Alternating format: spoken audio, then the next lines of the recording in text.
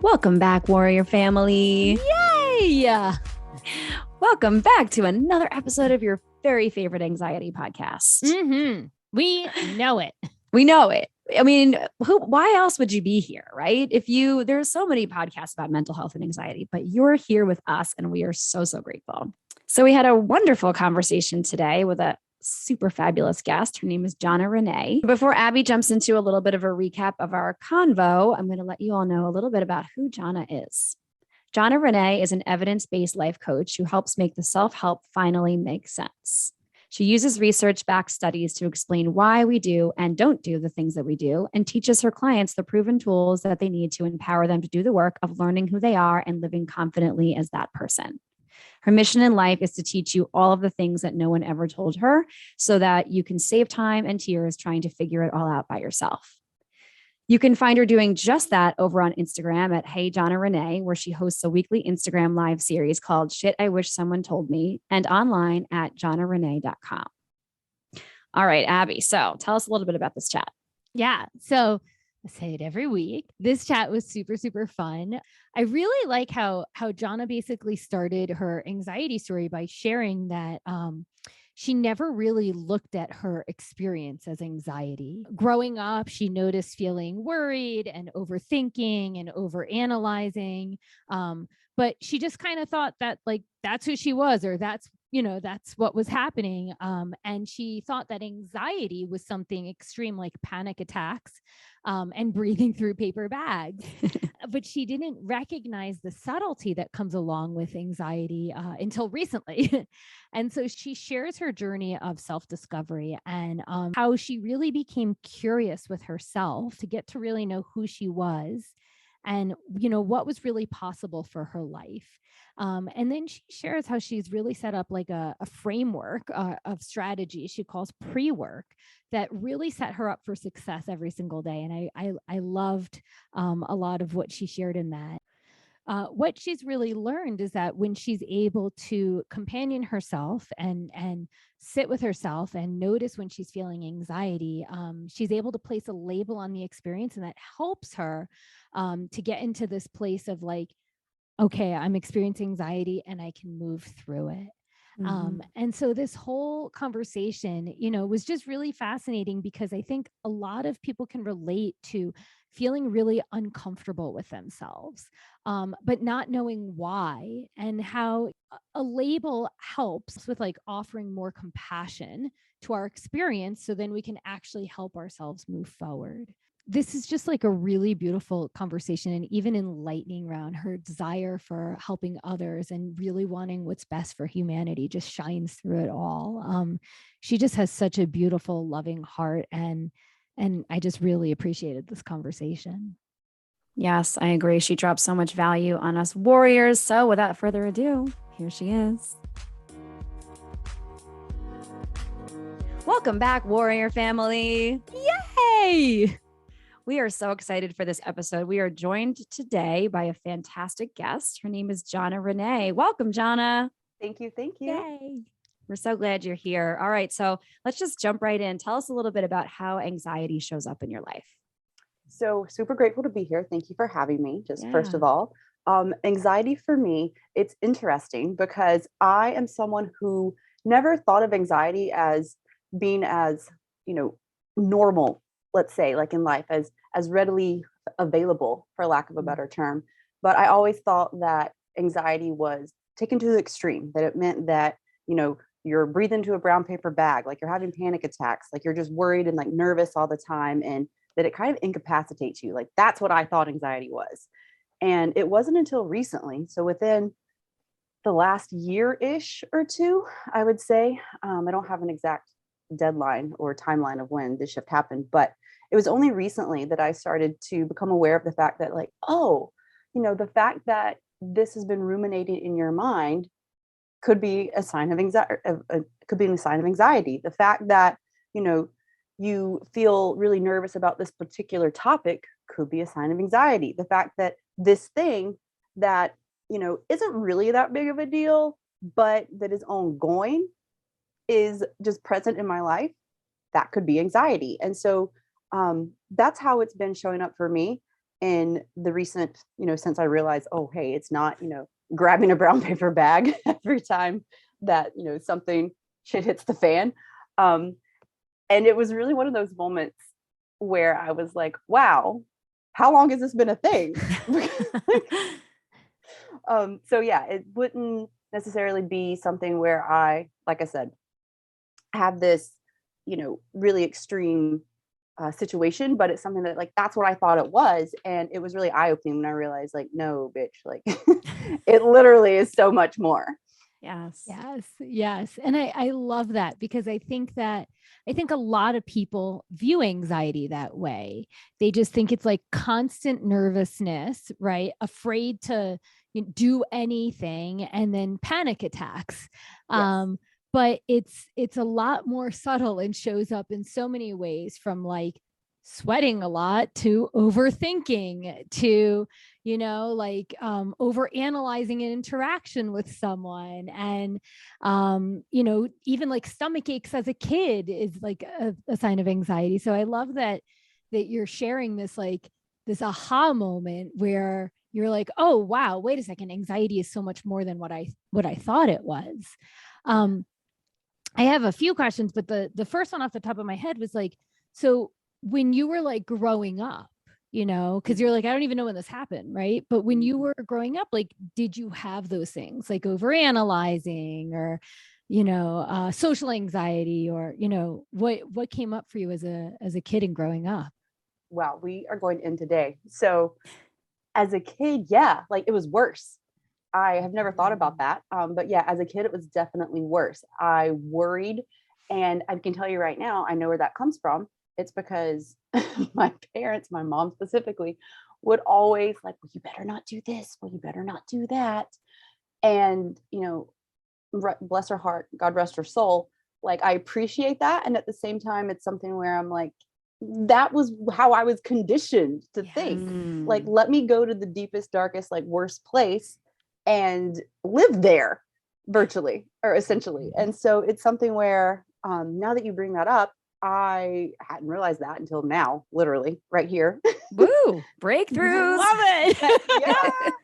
that is something that probably came from there. And yeah, it was a lot worse whenever I was younger, because I remember like I would get that nervousness in the pit of my stomach. I would start to really worry, like, what would they think?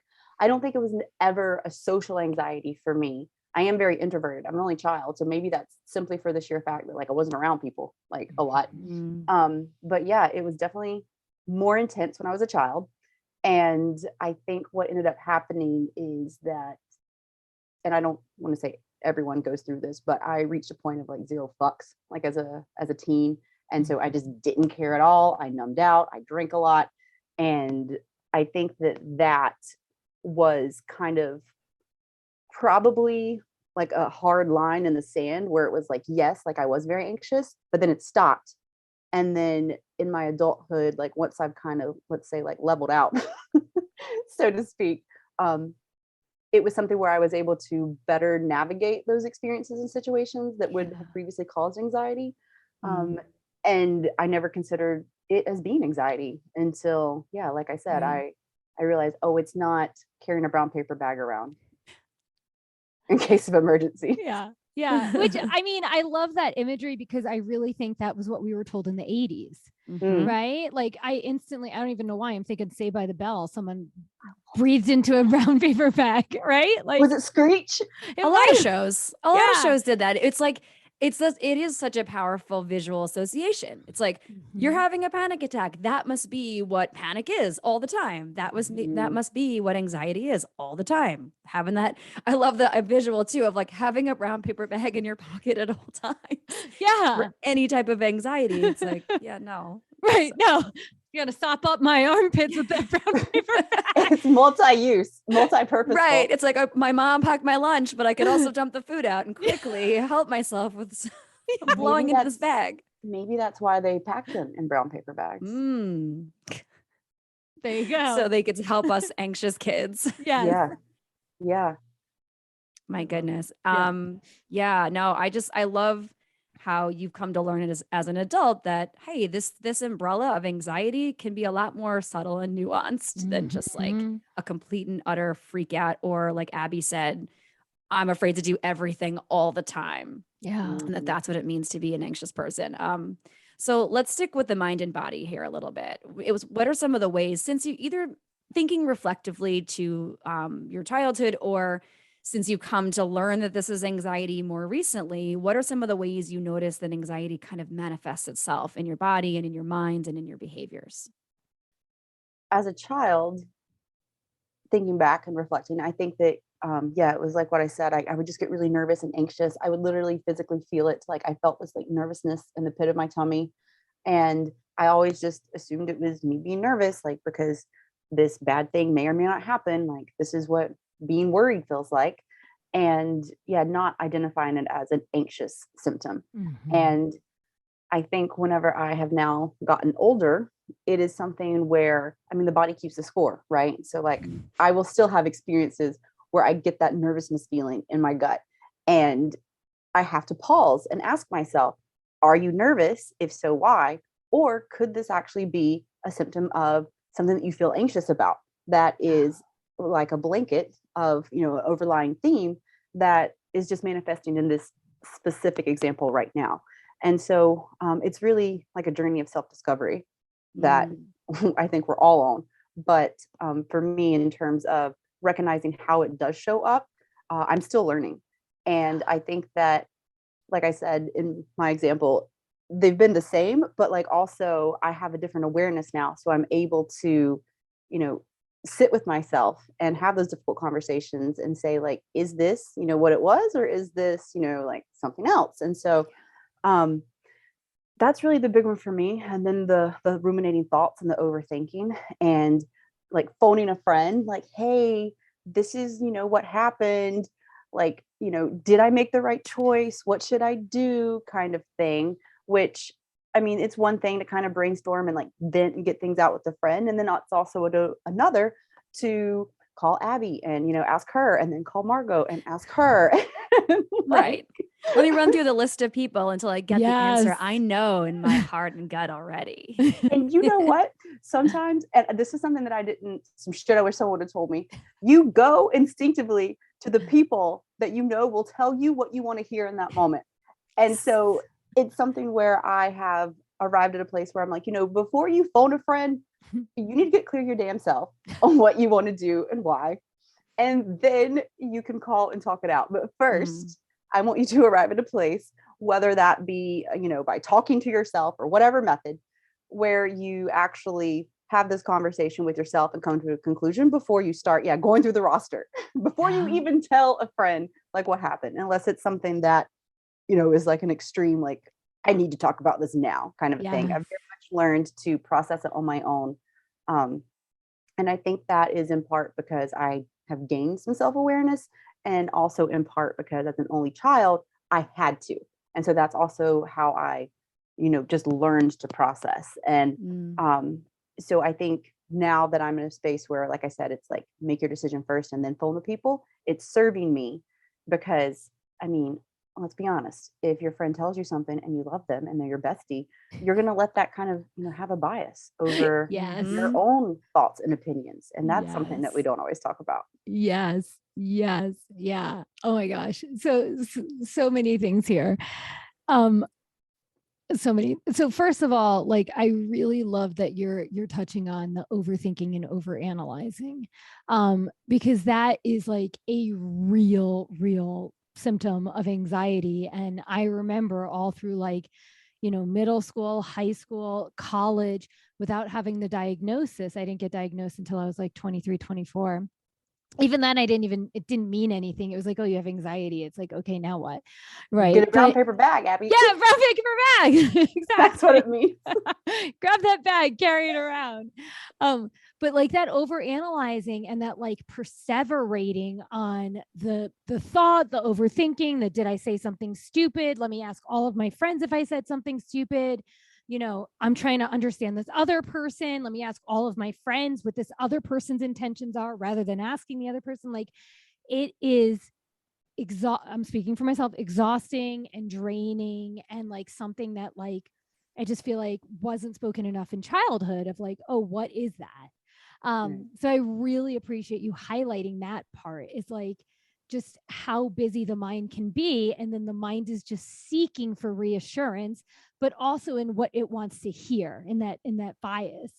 Yeah.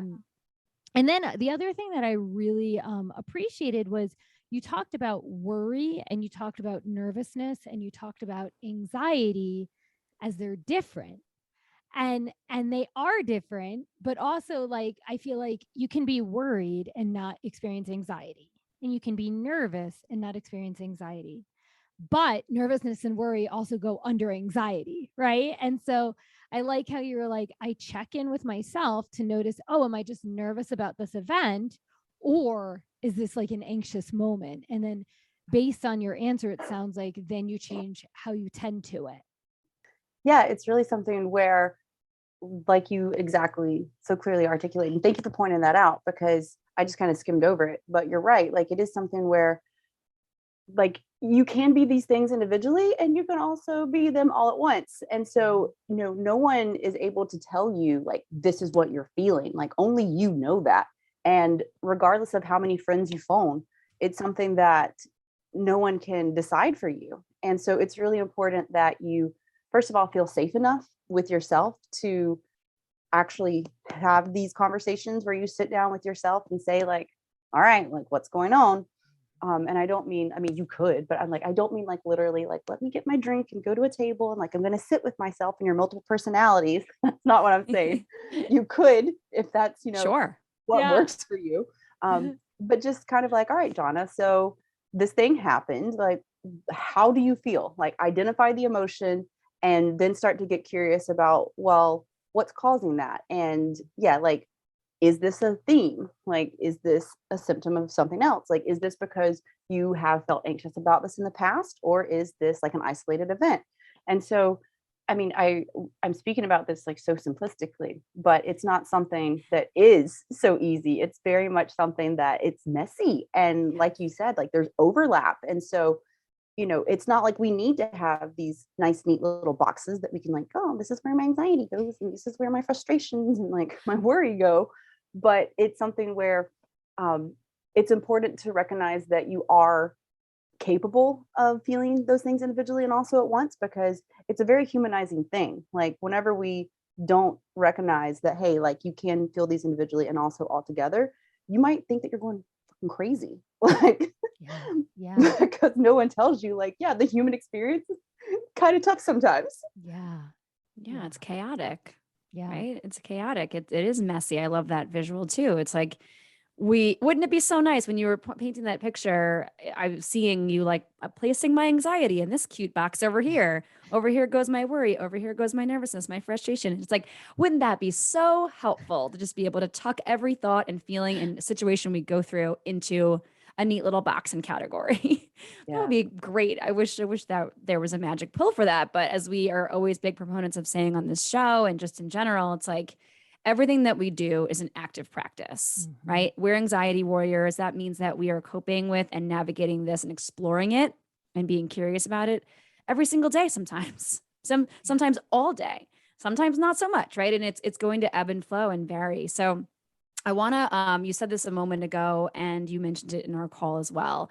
And I just love this pairing of words. You said self-discovery. You were on a self-discovery journey and you mentioned it a moment ago. And I feel like you've been giving us a little bit of a peek in the last few moments about what that looks like for you, what that journey is.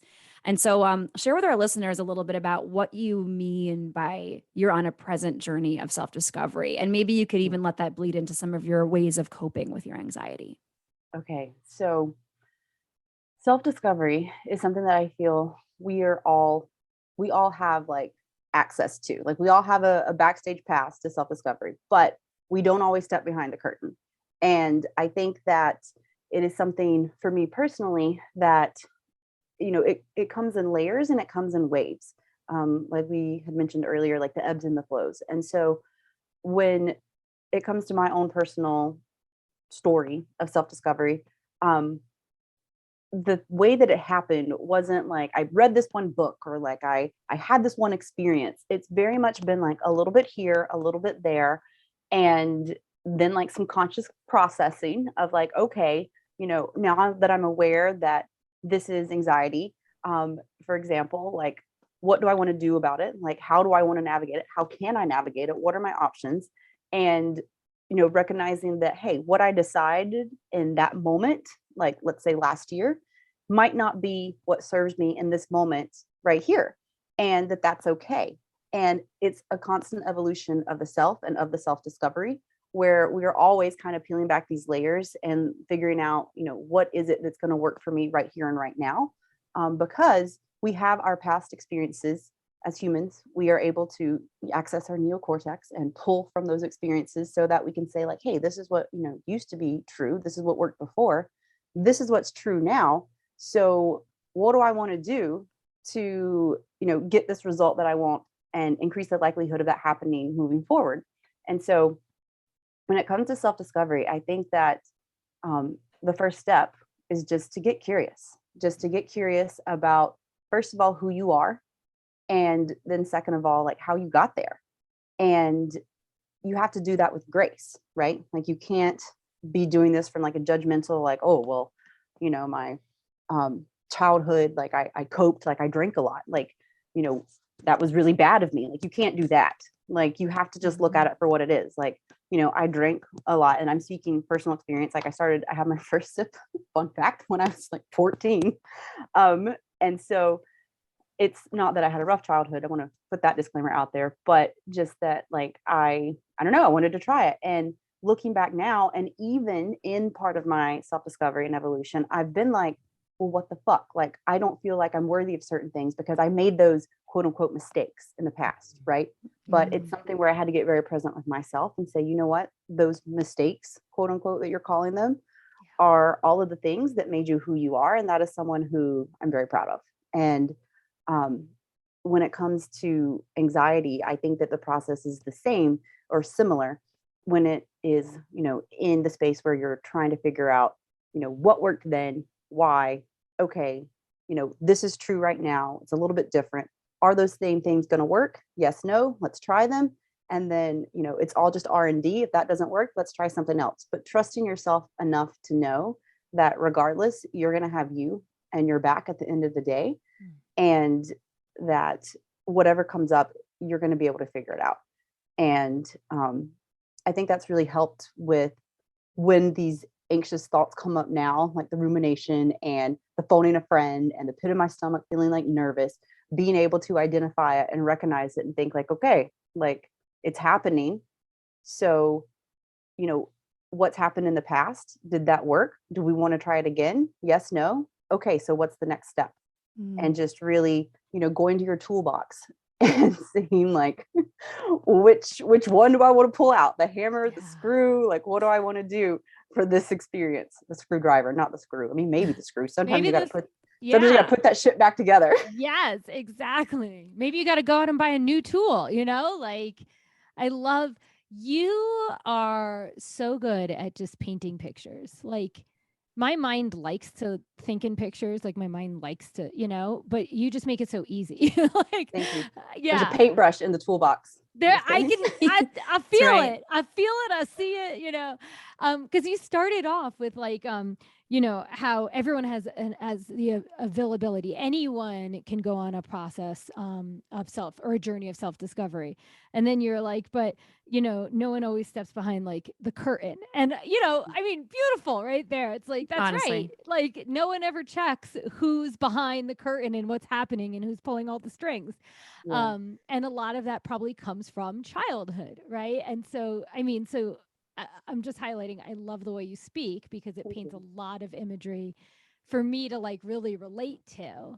Well, it could be scary to look behind the curtain, especially as someone who experiences anxiety, because, you already feel, are experiencing anxiety and nervousness, and to go deep and dark and like peel back the layer, like look behind the curtain and see what's back there. Yeah. Like, I mean, you might want to pack your brown paper bag.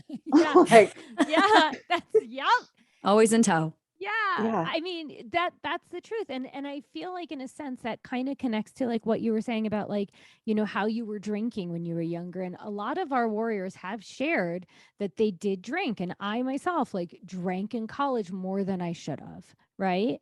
And I think all of well, I'll speak for me. Like I was drinking to make myself feel more comfortable, but I didn't look behind the curtain to know how uncomfortable I was until my like mid 20s. Right. And so I think that a lot of people can really relate to like finding ways to cope as a kid without understanding what's behind the curtain. Yeah.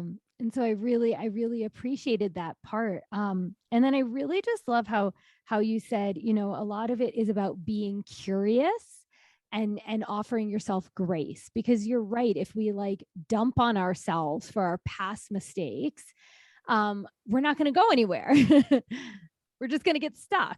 Right. Yeah. But if we can have that grace, that compassion, that like gentleness towards ourselves while we're being curious about like what our life was, where do we want it to go, what are the steps to take, it just makes the journey, it sound like just a lot more nicer to be on.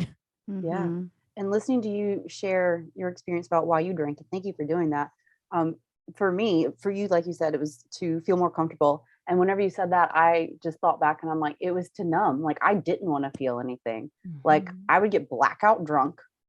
And yeah, it was because I didn't want to feel. And I think that I share that not to talk about, you know, not to brag about my drinking, but I share that because, you know, for anyone listening, I think that it's important to note that like these feelings, like these emotions, you physically feel them in your body. And so it makes sense that you are going to do things to avoid that pain and that discomfort. Yeah. And oftentimes that can look like drinking. Oftentimes that can look like binging on Tiger King or Yes. whatever's on TV now. It can look like a lot of things, but oftentimes it is the avoidance of actually getting present and having that sit down with the feelings. Yeah. They're intense. They're uncomfortable. They're really Yeah. like, you know, I think that for, you know, for some of us, like we're so super sensitive, right? We're sensitive to sight, sound, smells, but also our own emotions can be overwhelming to be around. Yeah. Yeah.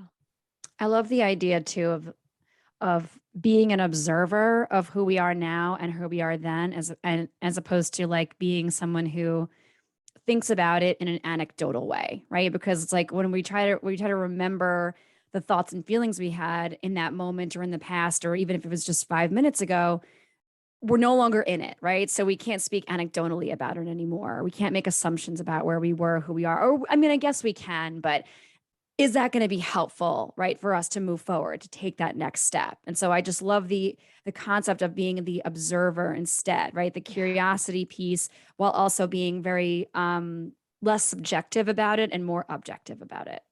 Yeah. So beautiful, so beautifully said. I think it's such a great takeaway for all the warriors. All right, Johnna, so share with us more about some of the ways that you like to cope with your anxiety, some of the strategies that are like your go-tos.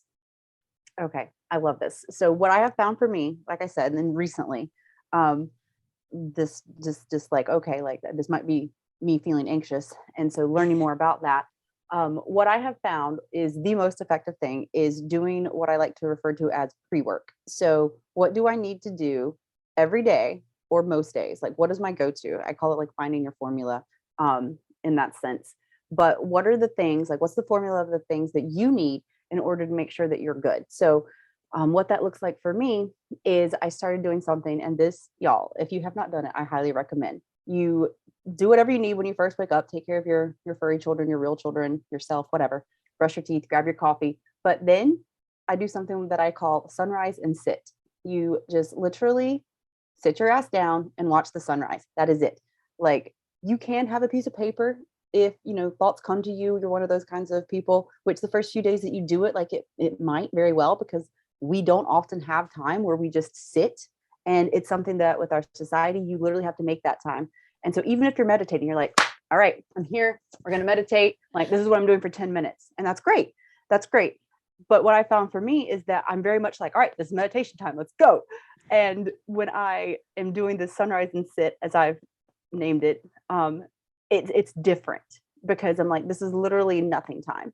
And so if thoughts come up, have a piece of paper, jot them down, but just give yourself that time and space before the day starts. So that's the first thing. From there, I like to do what I call a brain dump. So just journaling, whether it be like things that I'm grateful for, which is a great way to start your day. Or whether it be like, this is my to-do list, like I've got a very full day. I don't like to call it busy. I like to call it full or productive, like make that reframe. Yes. And then once I've kind of written out, if it's emotions, if there's like a situation that's been, happening in my life, maybe sometimes I'll write out the emotions, but just so that you can literally look at them from a different point of view, because when all that stuff's going on in your head, it's a lot to keep up with. And oftentimes, not oftentimes, period, you're only observing it from the space in your head. But when you write it down, you're looking at it. If you use a voice note, you can hear yourself.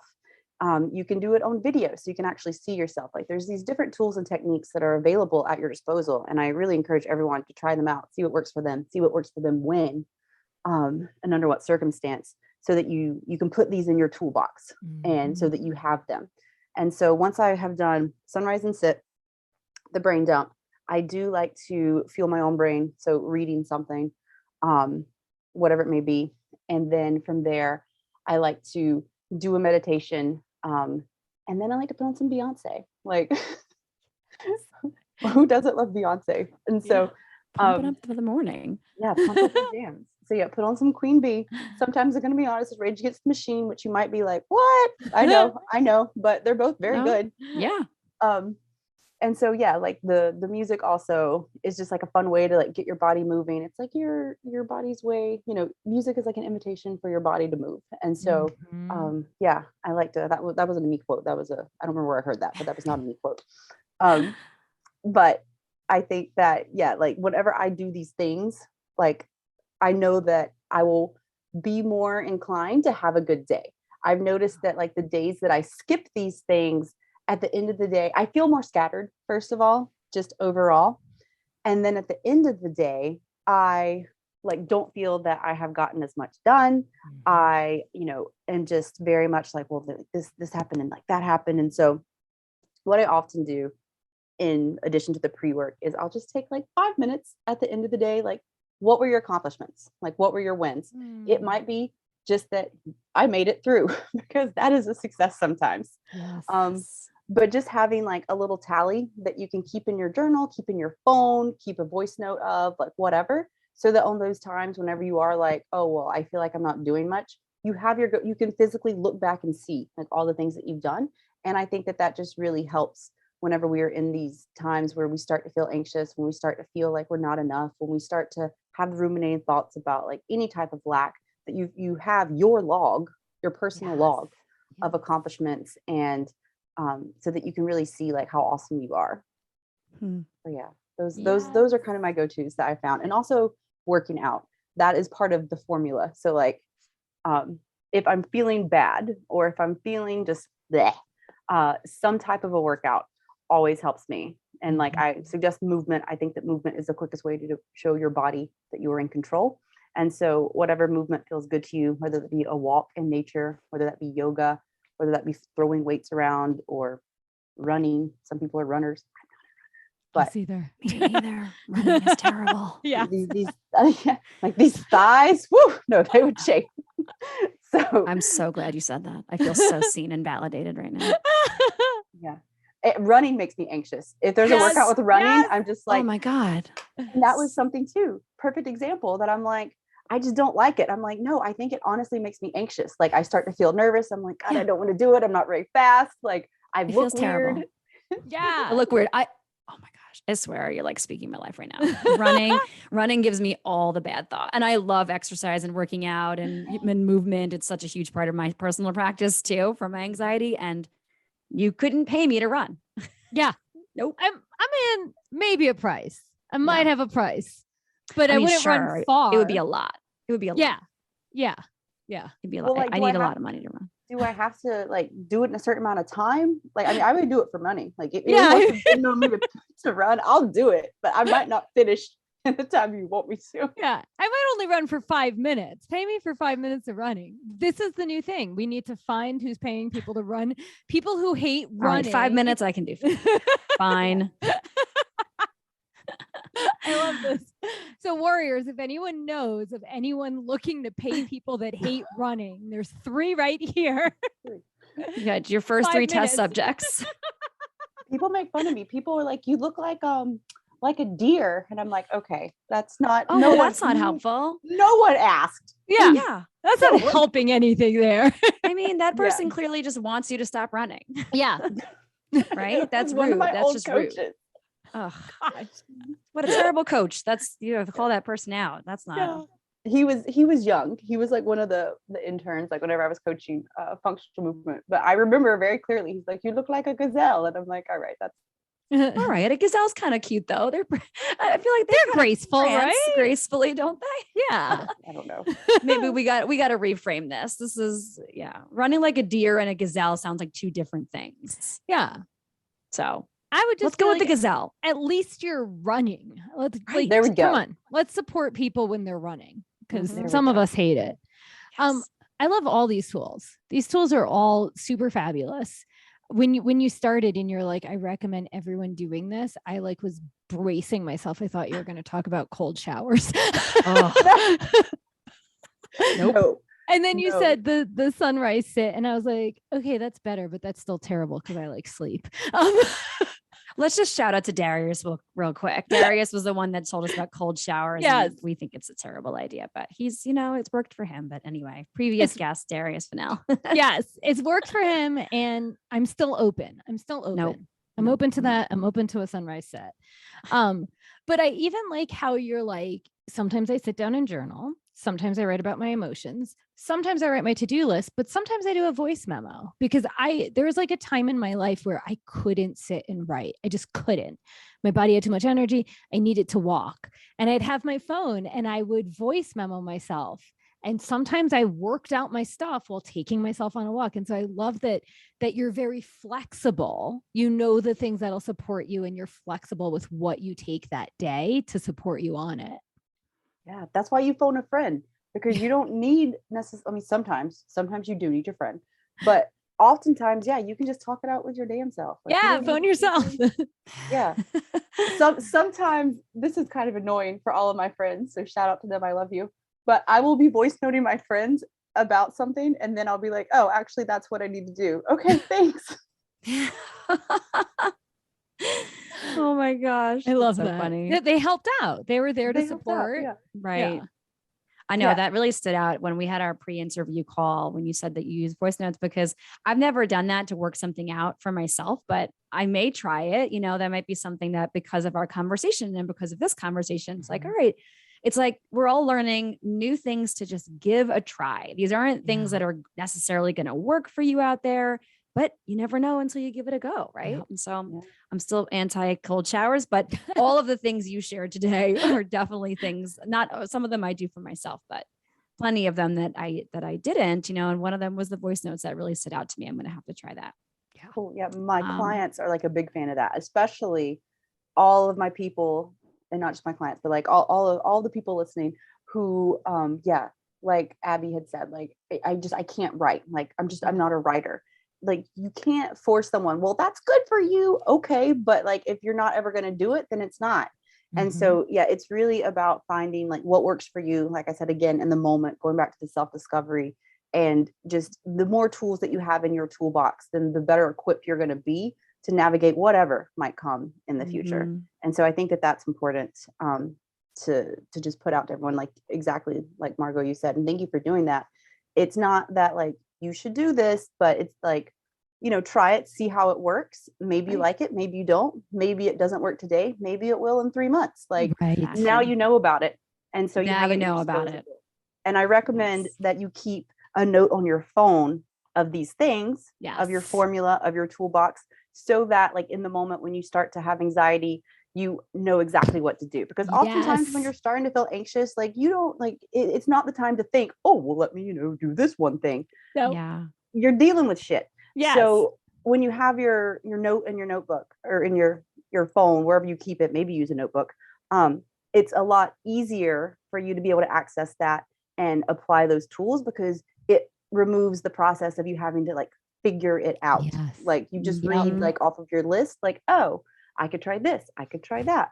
And I think it really helps expedite the process, especially when you're learning more about yourself and like what works for you. Yeah. Mm-hmm. Yeah. It's setting yourself up for success. Totally. Yes. Yep. Yes. All right. So you could go back in time and speak to a younger version of yourself, what kind of advice would you offer young Johnna? I would offer her the encouragement to get to know herself. I think that so much of what I did, like I shared earlier, was to distract because it didn't feel safe to get to know like who I was. Mm-hmm. And I think that I don't want to say I wasted a lot of time, but I spent a lot of time. The word I like to use is floundering. I spent a lot of time just trying to figure stuff out, not being happy. That's a very big part of my story. Going through the motions, feeling like I was in another episode of Groundhog Day. Yeah. And, you know, on paper, nothing looked wrong, but I knew, like in my head, my heart, like nothing really felt right. And now that I know what I know, I very much think that it is due to the fact that I was so scared to learn who I was because I was afraid that I'm going to start crying. I was afraid that that person wasn't lovable. Yeah. And so, yeah. I just got a full body chill. Yeah, I so me value you too. sharing that. Yeah. Because it's not said enough, right? How many of us felt and feel that exact same way in this moment. Mm-hmm. I still have moments where I'm just like, what's wrong with me? Am I Yes. even worth loving? Like, you know, I think that we should be normalizing that way of, or that the fact that we can think that sometimes, not normalizing that that's a good thing to feel and that we should want people to feel that way, but that sometimes that feeling crops up and that's human and that's real and raw and just fucking beautiful. So I really value you saying that. Thank you. And that you are lovable, whoever is listening. Like you are worthy of love. You're worthy of amazing things. And that is, some shit that I would tell younger Johnna. Yeah. I love it. So good. So good. All right. All right. Final question before we get into some lightning round fun. What does being an anxiety warrior mean to you? So to me, it means that, and I wanted to say this earlier, so I'm glad that you asked. I think of warriors as people who are always in a constant defense, always using what they need to in terms of tools and in terms of techniques and, you know, defending. And I think that being an anxiety warrior to me means that you're doing that for yourself, that you are always learning the things that you need, that you're willing to drop the things that don't work anymore, pick up the things that do, and that you're always refining and practicing your technique in the defense of yourself, so that you can stay safe and protected as we navigate this thing that we call life. My God. Yeah. So good. More full body chills. So Ooh. These are called twinkles, and it's like my heart sees your heart. Yes. Sparkles, we forgot to shine, go all the over it. twinkles. Yeah, we forgot to go over it, but this is just like feeling what you say, you know. Yes. So Thank beautiful. you. Oh, so beautiful. I think, oh my gosh, just so much value. So much beautiful value. Okay. Are you ready to have some fun in lightning round? Yeah. Feel oh my gosh. the crispy nature of the.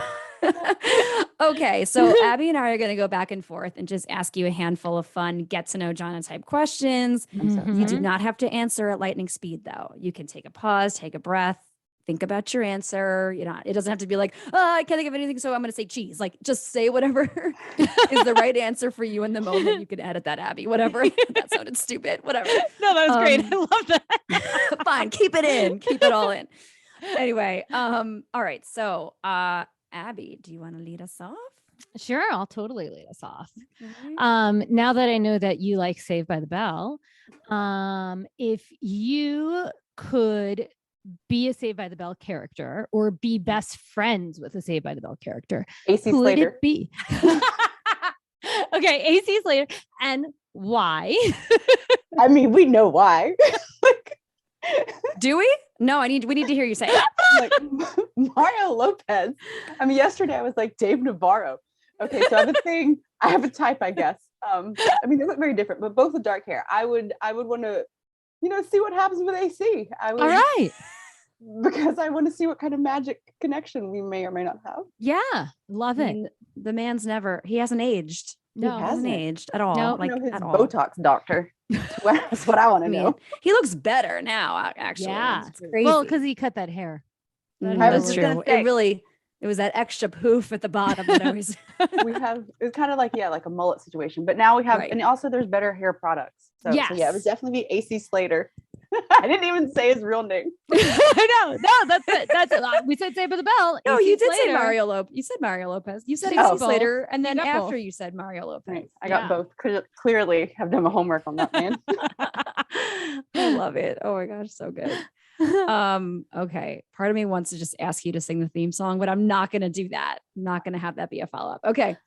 Now when I sent out the pre-interview question, so not the questions we discussed today, but in the pre-interview, I always like to ask our guests, like, tell us anything fun about yourself that like maybe that's unique to you or that we should know. And you mentioned that in a former life, quote unquote, that you used to be a makeup artist. Okay. Yes. Yeah. So if you were still a makeup artist and you had the opportunity to be the makeup artist full-time for any celebrity, who would it be? Gwen Stefani came up. I don't know why. Got beautiful makeup. She's just just beautiful. phenomenal. Yeah, she's beautiful. And I think she's just so nice. Like she always seems so nice and fun. Yeah, I don't know why that came up. Also, I'm a big fan of red lips, maybe. And the stripes, like, yeah, I like her aesthetic. I think she's very stylish. And so yeah, Gwen Stefani is what came up. Cool. Perfect. She is, I was going to say Abby. AC Slater, if not, right? Yeah. Mario Lopez. Double dip in there. Maybe you have a great connection because you're his makeup artist. Maybe. I love that. Just as a quick side note, I never met Gwen Stefani, but I've seen No Doubt several times. They're actually one of my all-time favorite bands. Tragic and Kingdom, Gwen Stefani, like childhood. Gwen Stefani thanked the audience more times than any artist I've ever seen in my life. She was, and all of the band, but she's the front woman, so she talks the most. She was just the most grateful human in celebrity role that it still sticks with me to this day. And like the last time I saw them was at least a decade ago, but sadly, yeah, I genuinely believe she's probably one of the nicest people out there. I love that. That's a quick sign out. Okay. Back to Abby. Okay. All right. This is random. I'm not like doing anything excited. Connected here. So everything on this planet evolves, right? Like some point, some creatures were living in the water. Now they live on land. Things had to evolve for them to get there. So if you were in charge of human evolution and you could do something like maybe in our evolution, the next thing we have is gills so we can breathe underwater or better eyesight, or what would you give humans in the next step in their evolution? Can this be an emotional thing? It can be anything you want. Yeah. Compassion. Oh, I love that. So good. Yeah, I think I don't know that it would cure everything, but I think if we all could just have a bit more compassion to see life from someone else's point of view, that things would be a lot different. Oh my gogosh. I got chills everywhere on that one. It's beautiful. It's going to be really hard to follow up with something ridiculous. But I'm gonna. That was beautiful. Let's see if we can make this next strange one beautiful. Okay. If you were a dog, what kind would you be? And then make the sound of the dog. And what would your name be too? Oh yeah. Oh.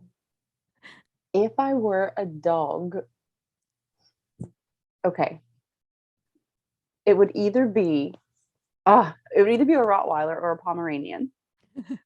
Those are very different. Those are very different. Yeah. Well, different sizes anyway. I don't know about the temperaments. I feel like they're different. Like, so my Pomeranian is like a cat. My Rottweiler was just very sweet. Yeah, my Pomeranian is he's very sassy. We love him so much. So okay, so let's go with Rottweiler. I would bark. Give me a barking. It would be like a boss bitch bark, like woof, woof. Yeah. Like, you just know. Woof. I like it. Yeah. And my name would be something like I knew a Rottweiler named this. I'm gonna borrow her name, Kali. Kali. Oh, I like it. Like Kali. Like the goddess. Yeah. Like goddess Kali. Yes. I can see this dog. This needs to be, Disney needs this dog, right? To be like a main character. She's sweet. I can send you her Instagram. Yeah, it's a real dog. Yes. Oh my gosh. I'd love to see that. That's awesome. Gosh. Oh all right. Gosh. Oh, now I'm so torn. I have 2 questions and I'm so torn, but I'll go with the original one that was in my mind. Will you sing us a line from one of your favorite Beyonce songs? Oh, wow. I'm trying to think. She's got so many good songs. Yeah. Okay. It doesn't have to be a favorite. It's like one that when it comes on, you are like, I am in it to sing it. Can I do Rage Against the Machine? Like, I don't know, Beyonce, like you could do okay. Rage Against the Machine. Well, this is a really big divide. Okay. Rage Against the Machine, because the circle of hatred will continue unless we react. That is why we have to take the power back. Ooh. Yes. All right. Nice. But it's Zach De La Rocha, so he's more like, because the circle of hatred will continue unless we react. So we gotta take the power back. Damn it. Okay, yes. that was more fun. Yeah, that was awesome. I feel like I could jam to that, right? And then I was even like, take the power back. Yeah. Yeah. Yes. She was attacking us from her Zoom, everyone. She was taking the power back. All right. Love them. Love it. So good. Okay, final question. Complete the sentence. When I'm home, I must. Oh. When I'm home, I must just relax. Like, I think that homes are sanctuaries. And so, yeah, when I'm home, it's just like, take off your pants. Yes. When I'm home, I must take off my pants. I guess that's the real answer. Yes. Oh my God, take my pants off.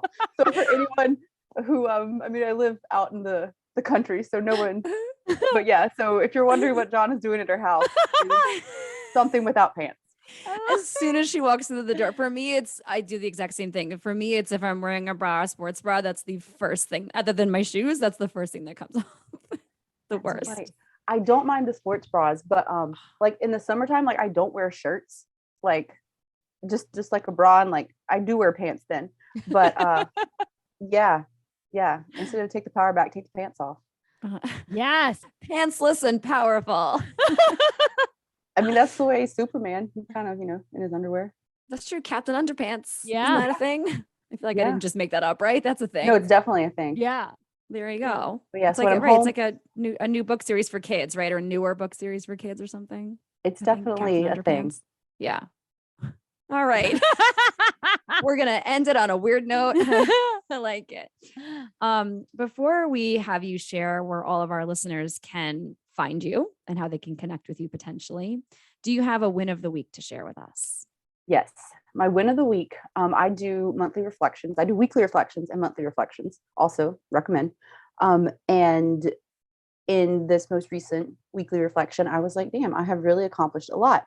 My words for the year were systems and structures. And so I've really been putting those into place. And so my win for the week is that it's actually happening. Like, it's working.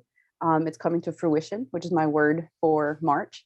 And so, yeah, that is my win. Like, just a little humble brag. Yeah. My systems and structures are working.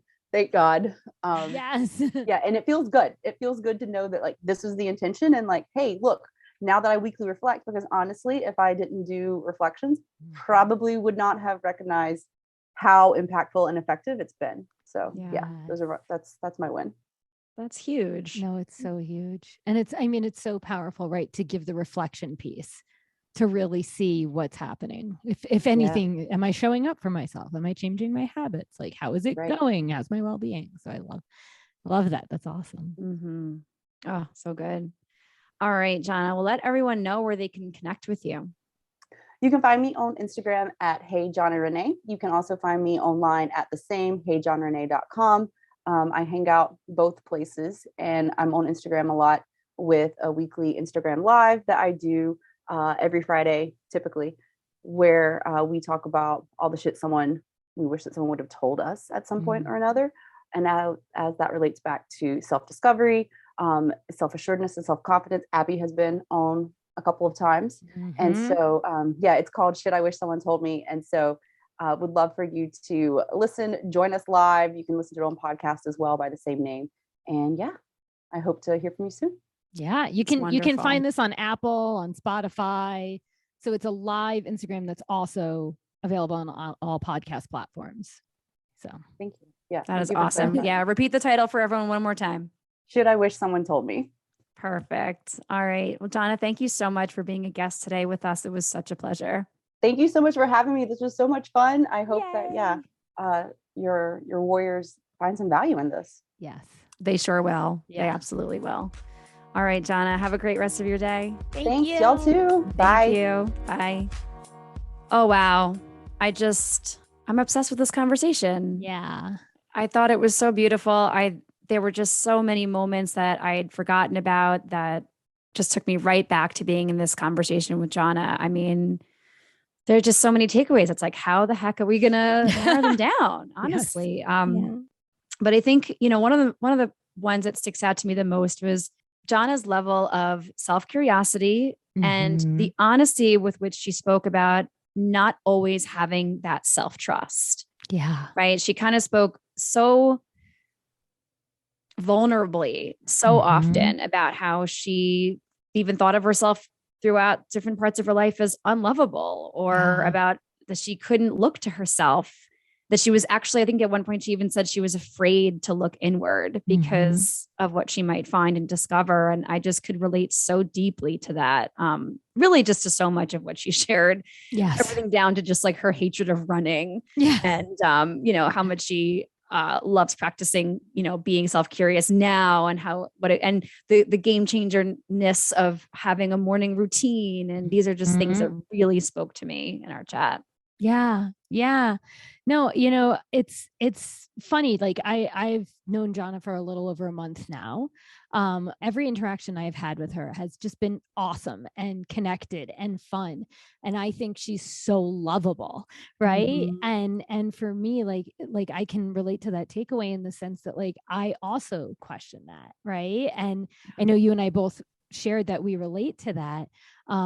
But from the outside, all I see is she's so lovable. So the takeaway is like, and you're so lovable, right? So it's like, and you, like that, it's like that reminder though, is like, is just when we have those feelings, like we can think about all the other people that are probably struggling with not feeling lovable, or like, like when I'm not feeling lovable, I can think of like, oh, Margot feels that way and she is so lovable, right? Because sometimes it's hard to give yourself self-love, but you can be like, wait, no, but this person feels this way too. And this person is lovable. Right. I loved that. Yeah. More evidence that not all of our thoughts are true. Yes. Beautiful summary. One of the takeaways that kind of connects to this piece is I really appreciated how she shared that, when she would be phoning a friend, looking for confirmation, wanting to overanalyze, like the go-to is to reach out to the person that's going to confirm the bias we already have. Yes. The echo chamber. Yes. And it's so true. And it like, it applies to the small things, and then it applies to like the big world things too. But I just, the takeaway for me is like, I mean, she nailed it. Right. And so for me, I feel like that goes back to like me being more clever than my habits. Like maybe when I want to talk to someone, maybe I shouldn't go to the person that I know is going to agree with me. Right. But reach out to someone that might ask a few more questions or something. And so that was like a aha moment for me in that. Yeah. I mean, she brought up so many beautiful metaphors that you had mentioned in our recap too. It's just like she painted these pictures, and I kept thinking of the toolbox and the boxes where we put our emotions and the paper bag. And like, there was just so much imagery. Yeah. Another takeaway was just how I appreciated her sort of speaking to the general misconception that I think a lot of non-anxiety warriors have about what it means to be an anxiety warrior, what it means to have anxiety, to feel anxious. And I always value hearing from folks that are smack in the middle of their self-discovery about their anxiety selves, or their anxious selves, I should say, because that perspective is a long time ago for me. And I feel like it was a long time ago for you. And so it was such a beautiful thing hearing from someone who's just in the last little bit kind of figuring all of that out and being really honest about all the misconceptions that she had before she became reflective about, oh, you know what? Maybe this isn't just worry. Maybe this isn't just me ruminating or overthinking a situation or interaction. This could be something bigger, something deeper. Yes. Yes. Yeah. I mean, you and I have known that we're anxiety warriors for, a good amount of time. Yeah. Right. But there was still also a good amount of time that we were suffering without knowing it was anxiety. But even now it creeps up. Like I got, a random mail thing that I had to deal with, and I had so much anxiety about it, but it wasn't like paper bag panic attack. It was just complete feeling of unease in my body. Right. And until I sat down and I was like, oh, I'm having anxiety about dealing with this paperwork thing. Yeah. Right. I was just so uncomfortable. But, and so I feel like that's the thing is like anxiety is so, like you said, like nuanced. It's so subtle that if you don't know you're an anxiety warrior, like you're just feeling all these feelings and not really knowing where it's stemming from. Yes. Oh my gosh. Yeah. So well said. And Johnna really illustrates that over and over again throughout our conversation. Yes. I think my final takeaway is I'm going to do my best to quote it. I wrote it down and I feel like you had quoted it during the conversation and I was so glad that you did. And I think it's worth resharing right now. So I hope I'm not fully butchering it, but she said, we all have a backstage pass to self-discovery, but we don't always drop the curtain. And I feel like if it wasn't that exact quote, it was something very similar.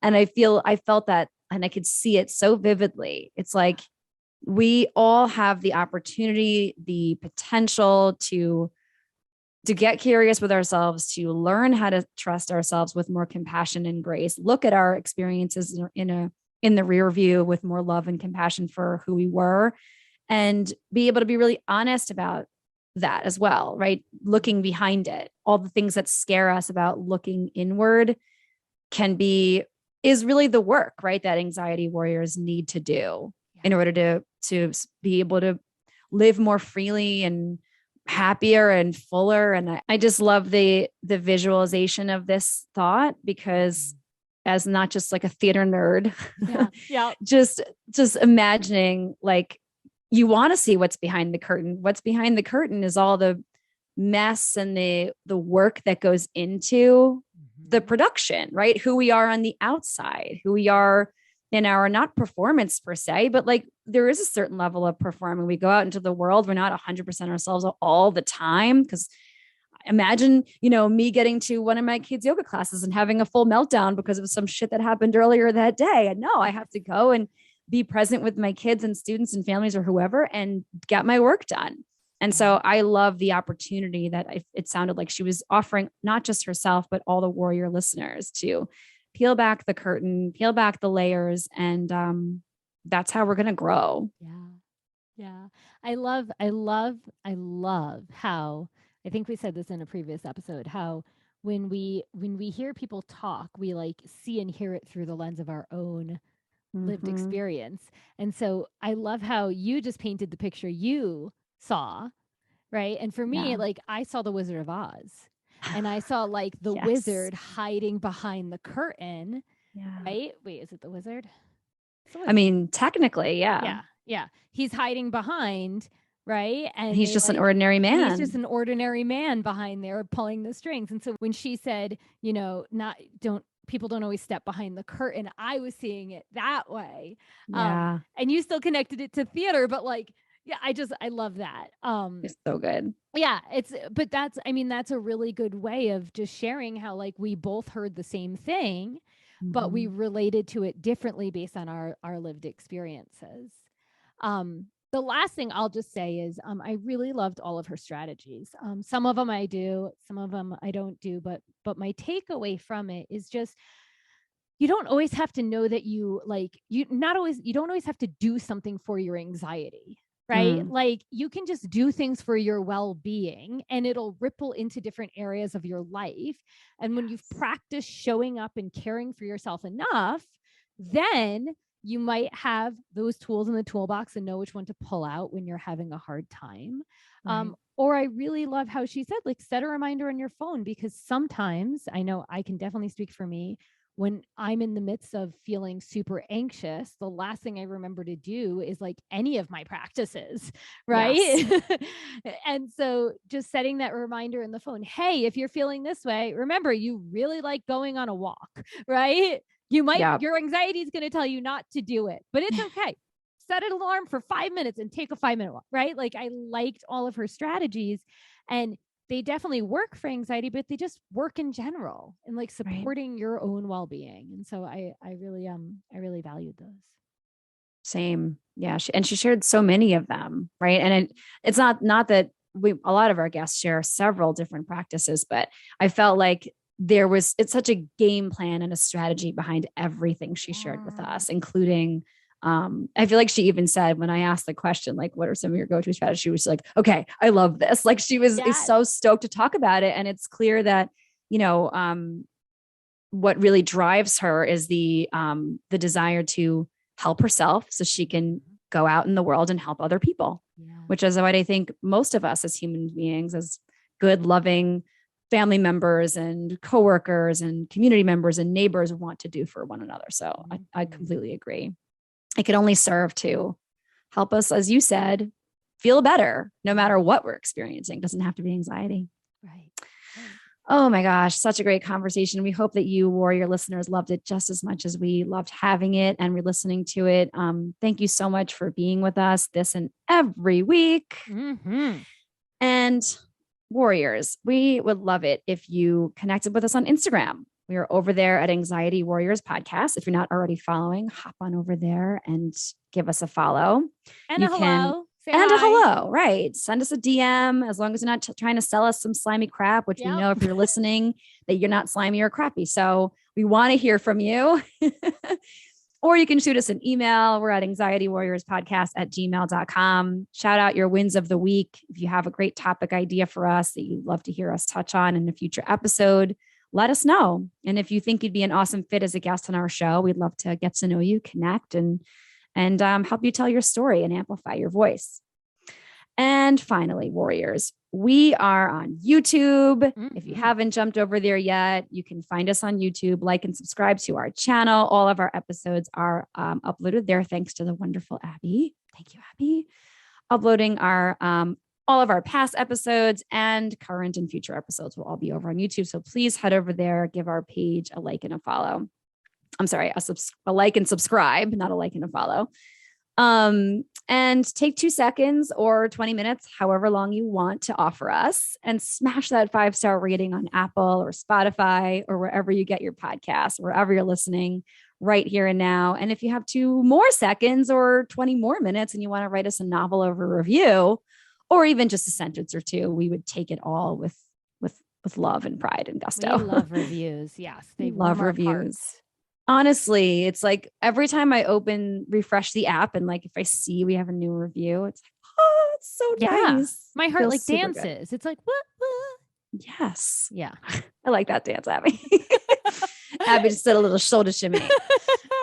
All right, Warriors, we love you. Thank you so much for being with us. Yes. Thank you all so much for going on this journey with us. We're so grateful y'all are here.